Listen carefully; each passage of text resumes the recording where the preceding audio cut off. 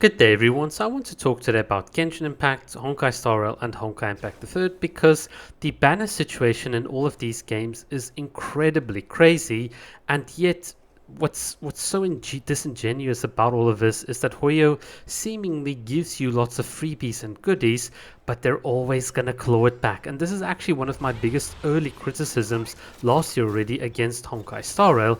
I felt that yes, whilst you have a Genshin could never situation where they just give you all of these freebies that Genshin could not, I always felt that they would kind of claw it back. And there are two ways in which they kind of do this. The first is basically ensuring that newer characters and teams require specific other units in order to make the most out of it, and then obviously you inflate the difficulty of the endgame content such that if you don't have those units, well, you are going to struggle. And in effect, basically, despite the fact that you get a free 10 pull here or there, the amount of, and this is the second part, resources required to level up all of these characters, as well as ensuring you get all of the team archetypes so that you can beat the end game content. That is very, very rough. I'm sorry. No amount of free 10 pulls that you get or free 20 pulls is going to make up for this fact. And it also feels scummy that all the characters, literally from 6 months ago, are now power crept by newer characters. And this is actually exactly what we see in Genshin Impact as well. With Natlan, they gave us double the amount of Primo Gem rewards for exploration. They gave us additional rewards for completing the story quest, for getting a certain exploration percentage. It sounds really awesome and good, so you get more goodies, the quests are a lot shorter. Hey, kumbaya, awesome, well done Genshin. Well, what did Natlan end up doing?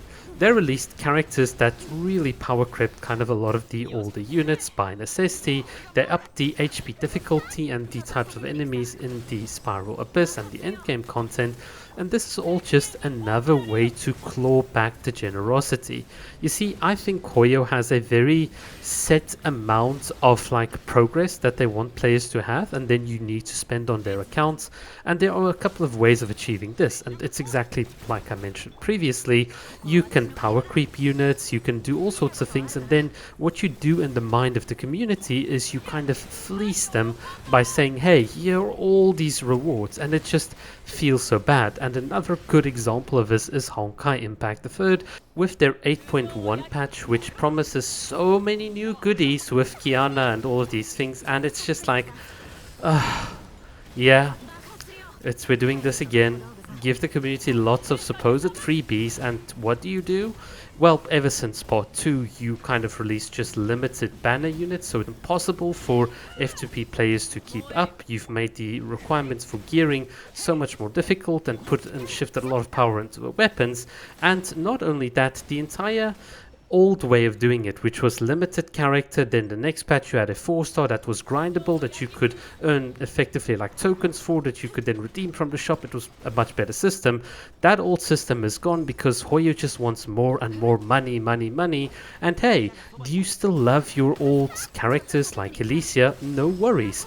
All of that equipment and gear and things that you've gotten in the past with your hardened crystals in the game, hey, you know what we're gonna do? We're gonna now power creep that unit, but we'll release a new set of gear that obviously is going to cost you a lot of gacha currency, and you're kind of going to need this in order to do the end game content with your character. It's just like, the amount of monetization practices that this company is going through, and how they keep on just trying to extract money from their players rather than delivering quality content and valuable free-to-play rewards, is just, it's insane. And don't think that Wuthering Waves is doing much better.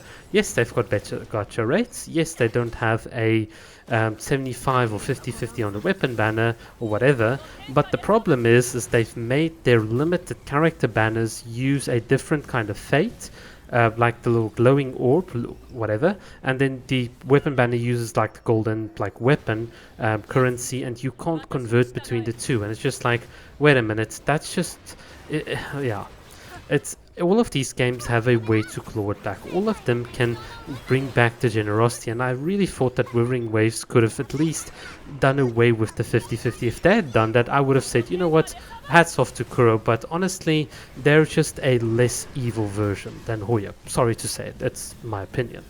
But in any case, that is enough of me raging. Thanks for watching, and I'll see you again.